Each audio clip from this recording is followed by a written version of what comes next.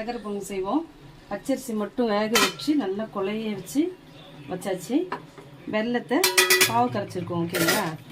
பாகாக்கிட்டு பாகு பதெல்லாம் சும்மா கரையை வச்சுனா போதும். கரையை வச்சு ஏலக்காயும் வெள்ளத்தையும் போட்டு கரையை வச்சு இதில் வடிகட்டிடுவோம்.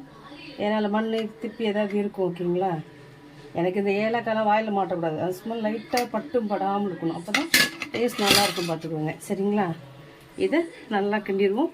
நெய்யை காய வச்சுருக்கேன். முந்திரி திராட்சை வறுத்து கொட்டிடணும்.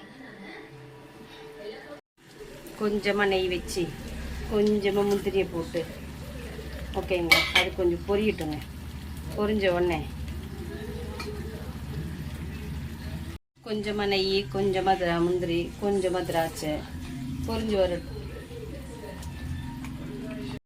அவ்வளோதாங்க. இது ரெடி ஆகிடுச்சு. இதை ஊற்றிடுவோம். இதில்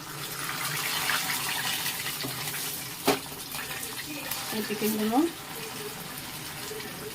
தீது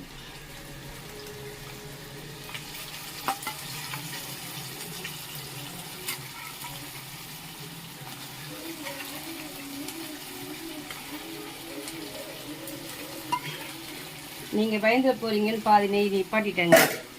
ஓகேங்களா? போதுங்க. இந்த நெய் போதும். இது மிச்சம் நெய் இருக்கட்டும். ஒன்றும் பிரச்சனை இல்லை. பார்த்துக்கலாம். அவ்வளோதாங்க. பொங்கல் ரெடிங்க. சூப்பராக அப்படியே மெழுகு போல் வந்துருக்குதா?